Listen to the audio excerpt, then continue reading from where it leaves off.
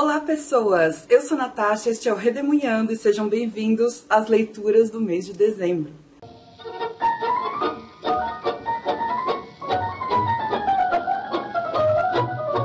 Bom pessoal, dezembro de 2018 foi o mês da Maratona Dezembrina, que eu sempre promovo aqui no canal, sempre, faz 2 anos.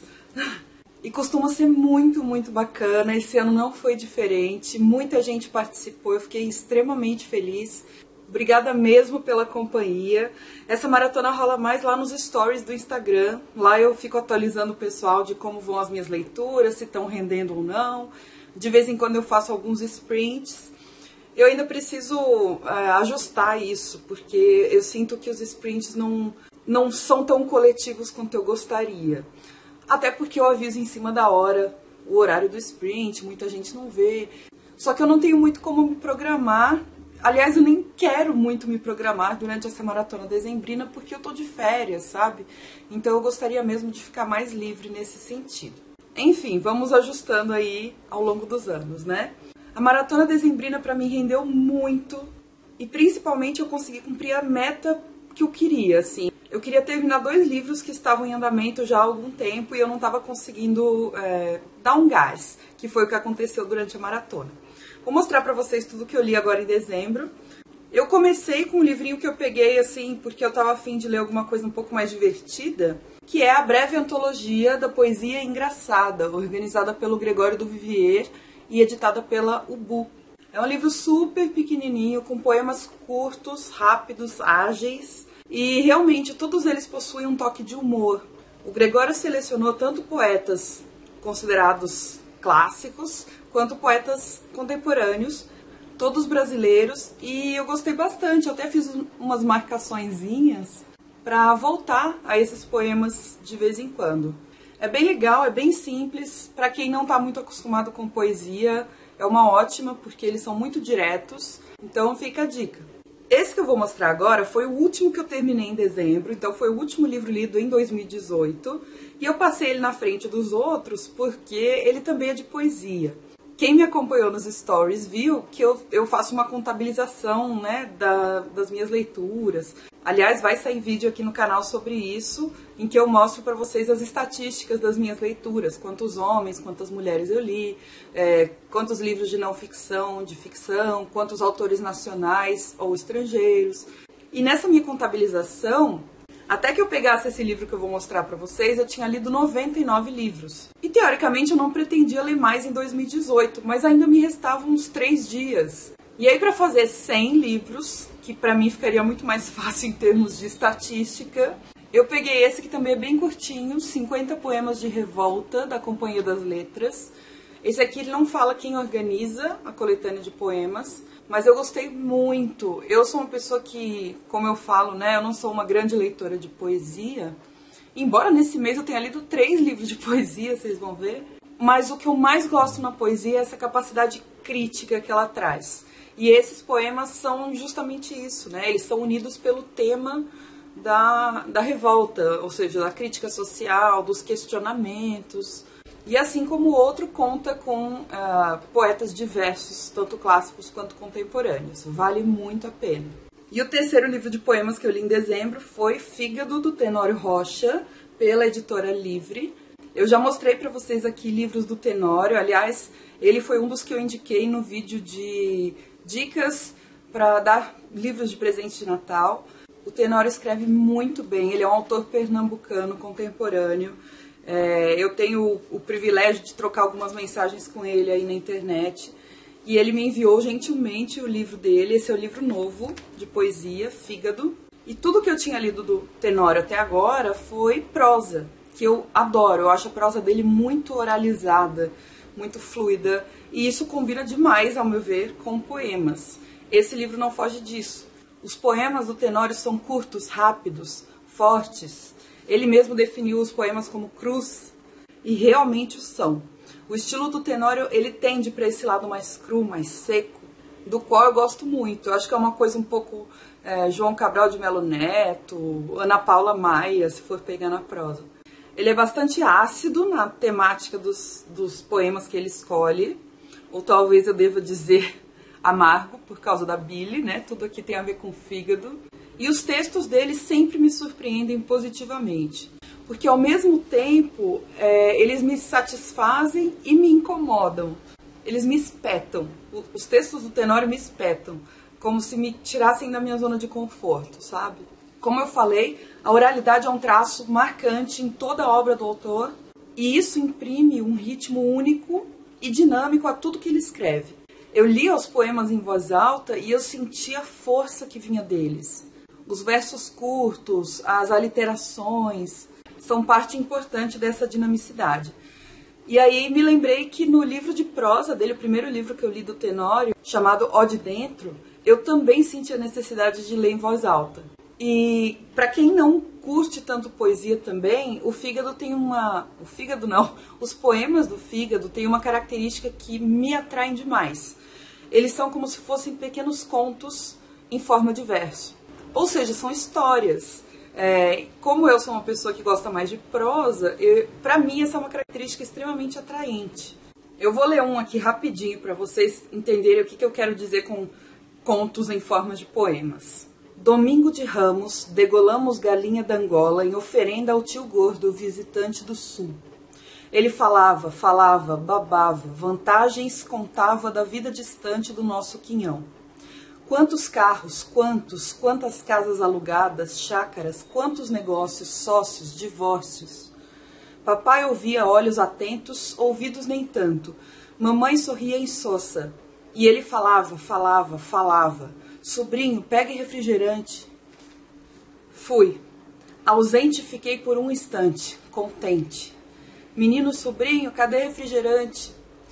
Tomou, falando, falava. Tomava, passou mal. Era alvejante, desinfetante, de uso geral. Eu acho que por esse poema dá pra entender o que eu tô falando de oralidade, de aliteração e de história, né? Ele conta uma história muito legal com esse poema. Quem quiser ver mais ou ouvir mais, o Instagram do Tenório é esse aqui que estou mostrando aqui embaixo. E lá ele mesmo lê alguns dos poemas. E ele tem um sotaque pernambucano delicioso, vejam lá. Como se não bastasse o conteúdo de altíssima qualidade, a edição tá muito bonita, a diagramação, a revisão tá perfeita, a capa, eu adorei. É recomendadíssimo. Então, se você quiser, no box de descrição também tem o contato do Tenório, se você quiser adquirir o livro direto com ele. Em dezembro eu li também No Seu Pescoço, da Chimamanda Ngozi Adichie, pela Companhia das Letras, que é um livro de contos da Chimamanda. Se eu não me engano, é o único de contos dela lançado aqui no Brasil. Eu não sei quem se lembra, mas eu já li Hibisco Roxo, da autora. Eu li também aqueles pequenininhos dela sobre como educar crianças feministas, e o outro, que agora eu esqueci o nome. E eu gostei desses.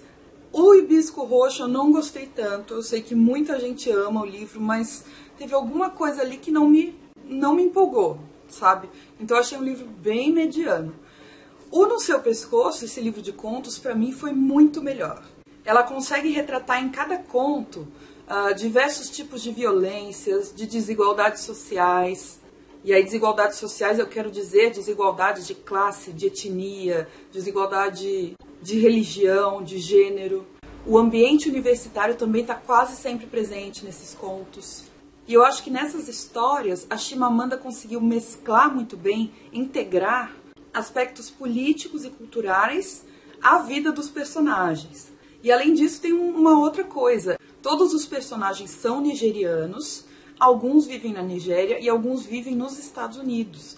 E isso permite justamente essa mescla, né? Que ela consiga mostrar como é o nigeriano no seu próprio ambiente e como é o nigeriano num país desenvolvido.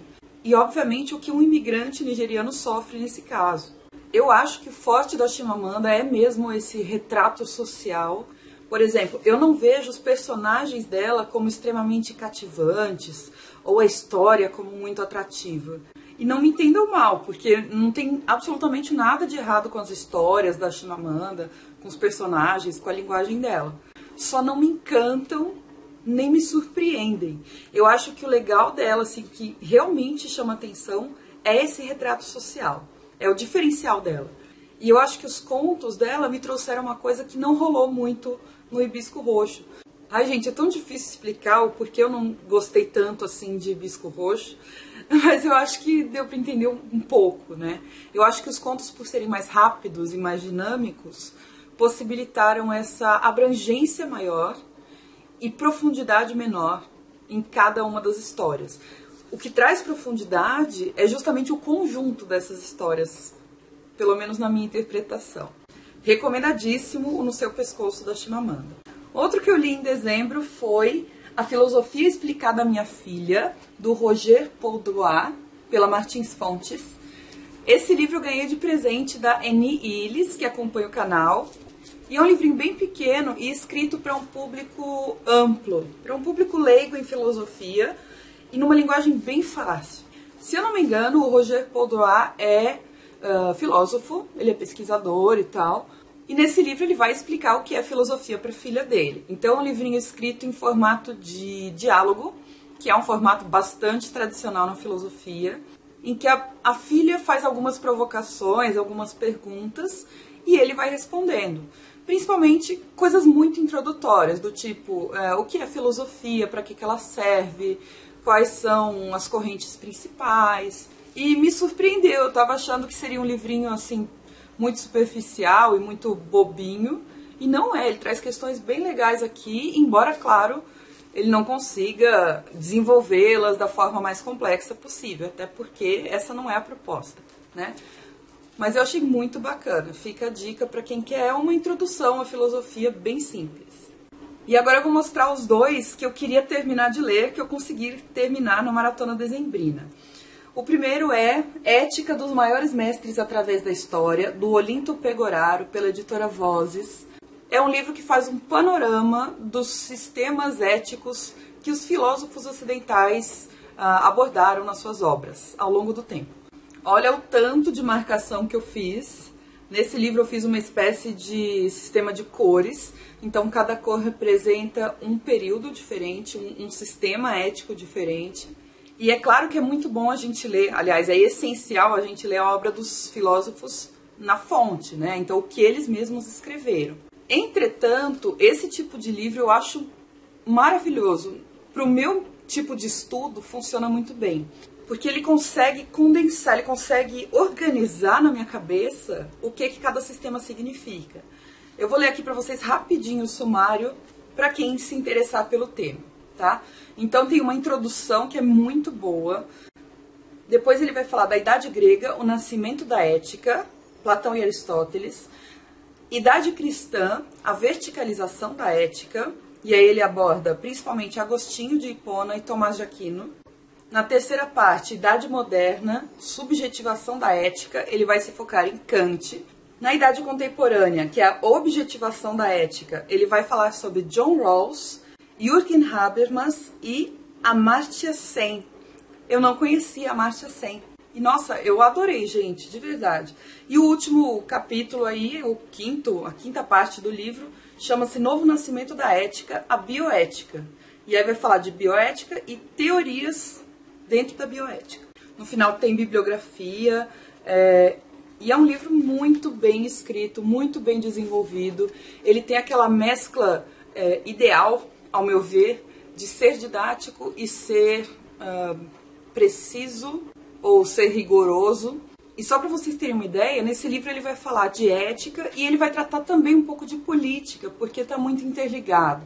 Então, assim, além de ética e política, que são os pontos principais do livro, ele também vai falar sobre virtudes, felicidade, bondade, justiça, que são conceitos todos intrinsecamente conectados. E além de uma exposição de cada uma dessas éticas que eu falei para vocês, que eu li do sumário, o Pegoraro ele consegue fazer críticas ou mostrar as críticas que são feitas a esses sistemas éticos e também mostra por que essas éticas foram inovadoras para a época. Então eu achei um livro muito completo e eu até favoritei, para vocês terem uma ideia. Recomendadíssimo para quem quer saber mais sobre o tema. O segundo que eu queria muito terminar e conseguir, foi maravilhoso, é o Levantado do Chão, do José Saramago, pela Companhia das Letras. Essa leitura faz parte do meu projeto Todo Saramago, em que eu leio a obra do Saramago em ordem de publicação, em ordem cronológica de publicação. Esse é o terceiro. Eu tô lendo um por ano. Se você quiser, tem uma playlist com os 2 primeiros vídeos já. Eu vou gravar sobre o Levantado do Chão em breve.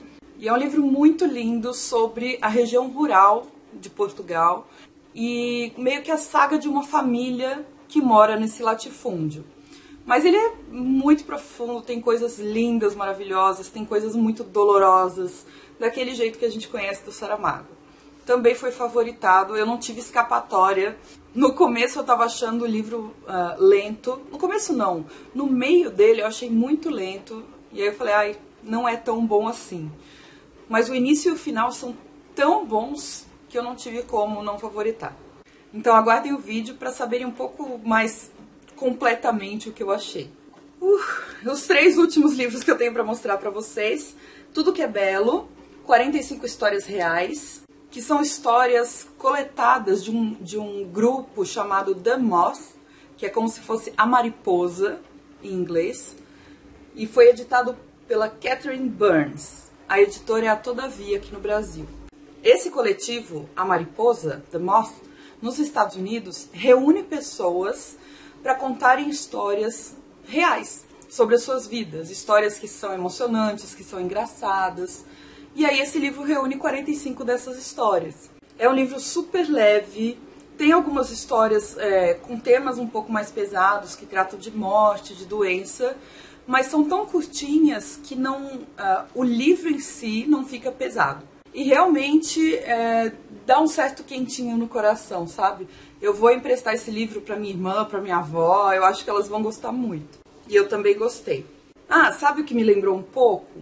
Alguns TED Talks. Parece que eles se apresentam meio que nesse formato, né? Uma pessoa contando uma história para as outras. E de um jeito mais emocionante, de um jeito mais emotivo. Isso eu acho que destaca essas histórias em relação a outras. Também terminei de ler o 3º volume da tetralogia napolitana, História de Quem Foge e de Quem Fica, da Helena Ferrante, pela Biblioteca Azul. Eu tô achando quase que tudo como se fosse um livro único. Como eu tô emendando a leitura de todos eles, né? Então eu li o 1º, o 2º e esse aqui em praticamente um por mês. E agora eu tô lendo o 4º. Pra mim se mescla tudo numa história só. Eu nem sei separar onde acaba um livro e onde começa o outro. Mas como vocês sabem, eu não fui pega pela febre ferrante. Eu tô achando a tetralogia muito boa, muito interessante, mas não extraordinária. Tipo, pra mim é uma boa história com bons personagens, sabe? Realmente, nesse 3º livro, a parte política fica mais forte, a questão da maternidade fica bem evidente. O que eu tenho sentido de mais diferente na Helena Ferrante, além da abordagem que ela dá aos personagens, né, essa relação delas, é a narradora. A Lenu é muito interessante e muito... Ela me irrita um pouco às vezes.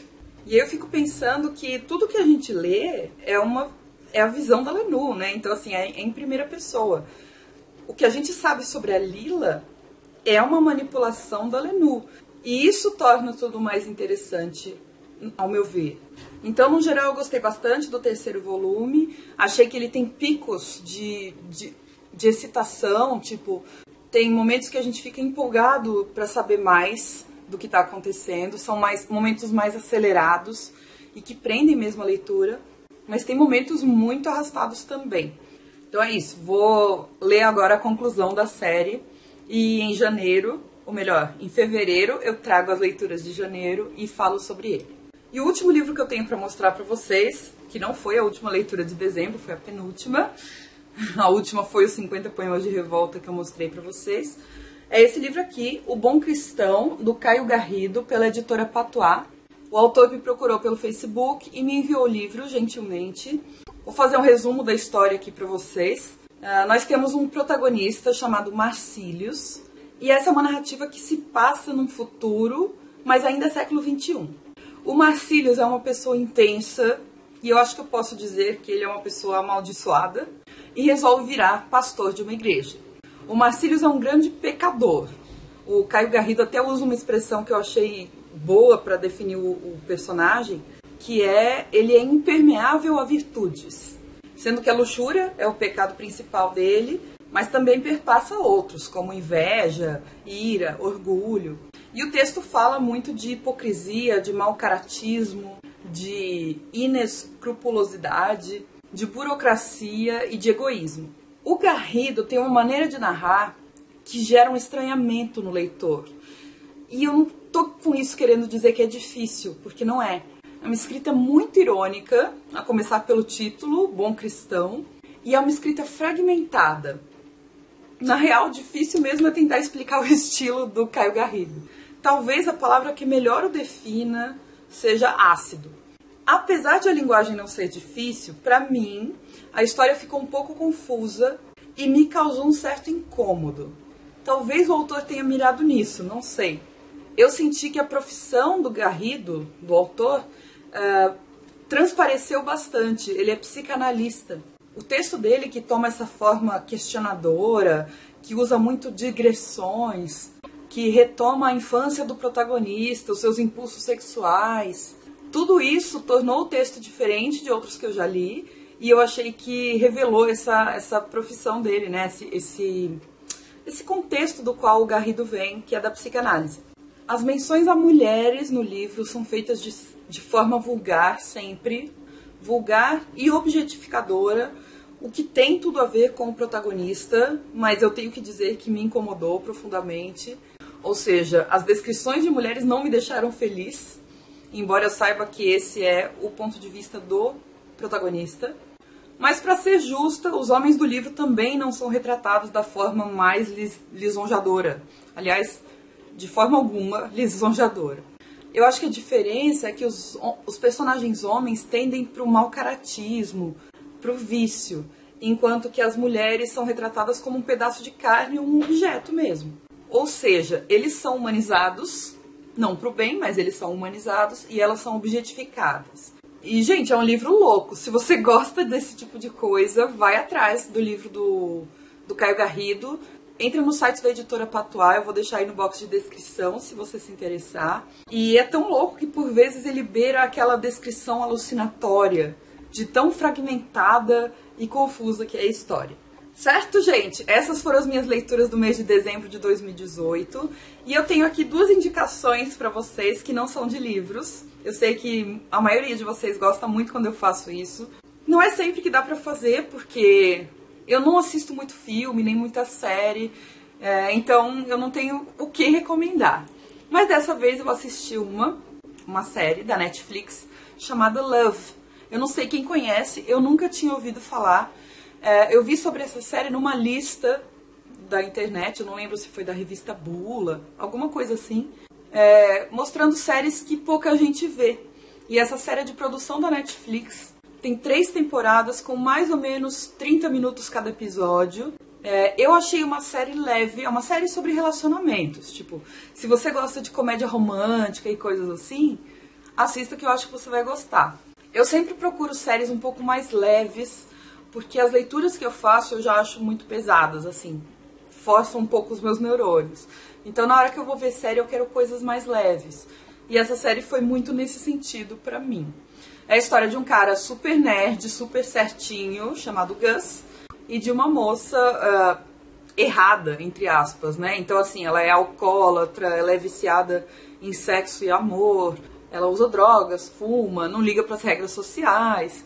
E aí eles vão se encontrar. É isso, basicamente, a premissa da série. Se você não curte comédia romântica, eu acho que não vale a pena ver, não, tá? Mas eu tô achando legal. Eu tô na 3ª temporada, ainda não finalizei a série. Mas o que eu tô achando bacana é que, assim, quando você espera que venha uma grande reviravolta de série, não vem. Porque fala muito sobre um relacionamento real, sabe? É bem leve mesmo. A abordagem é bem leve, então eu tô curtindo. E a minha segunda recomendação desse mês é um vídeo que a Ângela, do canal Sol do Quintal, fez recomendando livros de filosofia para cumprir o desafio Livrada. O desafio Livrada é um desafio que o Yuri, do canal Livrada, propõe todos os anos. No dia 1º de janeiro ele lança lá no Instagram dele as categorias pra gente ler ao longo do ano. Eu geralmente não participo porque não dá, né, gente? Faço muitos projetos literários e eu não dou conta de tudo. Gostaria muito de participar de todos os projetos que eu vejo, mas não é impossível, vocês sabem. Se vocês quiserem ver, eu vou deixar o link pro post do Yuri no Instagram, aí no box de descrição. E uma das categorias desse ano é ler um livro de filosofia. A maioria das pessoas não é filósofa, ou seja, não tem contato com os conceitos da filosofia, que são geralmente muito complexos, muito abstratos. A Ângela fez esse vídeo recomendando livros de filosofia que não requerem tanto conhecimento prévio de filosofia. É um vídeo muito bacana e o link para ele está na descrição do vídeo. Certo, gente? Muito obrigada por terem assistido. Um feliz ano novo pra gente, agora sim, janeiro. Esse mês vai ter vídeo de book haul, vídeo de balanço de metas, balanço de leituras, como eu falei no início. Claro que eu vou fazer vídeo com as minhas melhores leituras do ano, e eu acho que eu vou ter que dividir em 2. Como nos outros anos, né, eu já fiz. E vai ter também o meu vídeo de projetos literários para 2019. Então fiquem ligados, se inscrevam no canal se você não é inscrito, ative o sininho para receber as notificações sobre vídeos novos aqui no canal. Se você quiser adquirir qualquer livro que eu mencionei aqui no vídeo, ou qualquer livro no geral, ou qualquer produto da Amazon, utilize o meu link que está aí no box de descrição, tá? Que usando esse link você não paga nada mais por isso e eu recebo uma pequena comissão da Amazon pela venda. A gente vai se falando aí pelas redes sociais e até o próximo vídeo. Um beijo!